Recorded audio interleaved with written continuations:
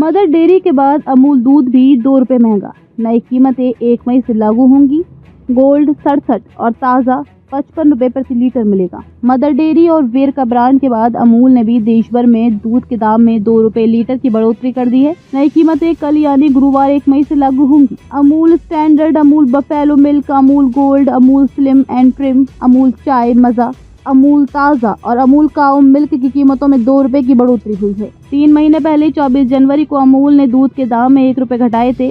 इससे पहले पिछले साल लोकसभा चुनाव नतीजों के 3 दिन पहले अमूल ने दूध की कीमत में बढ़ोतरी की थी। तब अमूल गोल्ड दूध में 2 रुपये प्रति लीटर की बढ़ोतरी की गई थी। वहीं अमूल शक्ति और टी स्पेशल की कीमतों में भी बढ़ोतरी की गई थी। एक दिन पहले मदर डेयरी और वेरका ब्रांड ने देश भर में दूध के दाम में 2 रुपये लीटर की बढ़ोतरी की थी। दोनों कंपनियों की नई कीमतें 30 अप्रैल से लागू हो चुकी हैं। इस बढ़ोतरी के बाद अब मदर डेयरी के फुल क्रीम दूध की कीमत 67 से बढ़कर 69 प्रति लीटर और टोन्ड मिल्क की 54 से बढ़कर 56 रुपये प्रति लीटर हो गई है।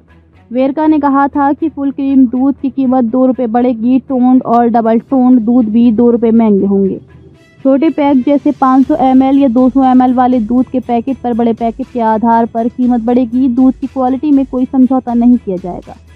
दूध का उत्पादन करने वाले गांव के सभी किसान डेयरी को ऑपरेटिव सोसाइटी के मेंबर होते हैं। ये मेंबर रिप्रेजेंटेटिव्स को चुनते हैं जो मिलकर डिस्ट्रिक्ट मिल्क यूनियन को मैनेज करते हैं।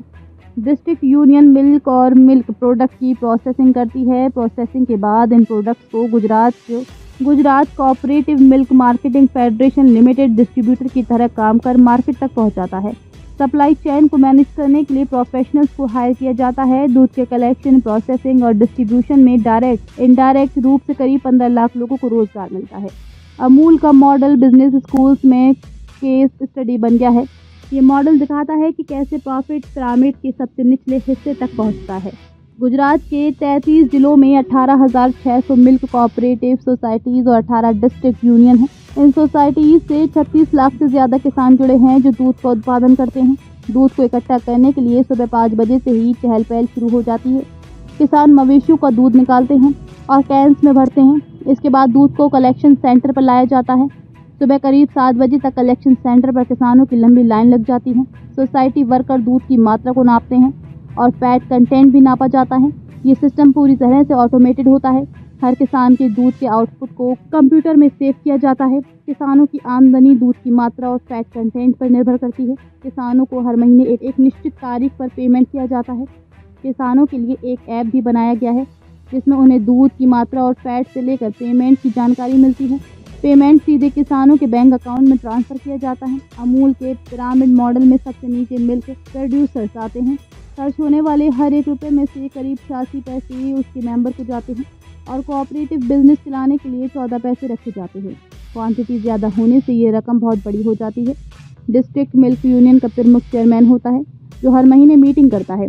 यहाँ ये लोग कोऑपरेटिव बिजनेस का जायज़ा लेते हैं। इसमें एक्सपेंशन प्लान, नई मशीनरी खरीदने और सदस्यों को बोनस देने जैसे मुद्दों पर चर्चा होती है। प्रोडक्टिविटी में सुधार लाने के लिए मवेशियों की सेहत का ध्यान रखा जाना भी ज़रूरी है। इसलिए कोऑपरेटिव मेंबर को मुफ्त ट्रेनिंग दी जाती है। इसमें मवेशियों की देखरेख कैसे करें और अन्य चीज़ें बताई जाती हैं। ट्रेनिंग प्रोग्राम से किसानों की बड़ी मदद होती है। मवेशियों को दिन में 3-4 बार चारा और न्यूट्रिएंट्स दिया जाता है। यहाँ कैटल फीड प्लांट लगाए जाते हैं। प्रोटीन, फैट, मिनरल को मिलाकर मवेशियों के लिए चारा बनता है। चारे बनाने वाले प्लांट की मशीनरी को डेनमार्क से इंपोर्ट किया गया है। किसानों के लिए सुपर स्पेशलिटी हॉस्पिटल की भी सुविधा है। कोऑपरेटिव नए इक्विपमेंट खरीदने के लिए किसानों को सब्सिडी देती है। जैसे दूध निकालने वाली ऑटोमेटिक मशीन 40,000 की आती है। सब्सिडी से इसका दाम आधा हो जाता है।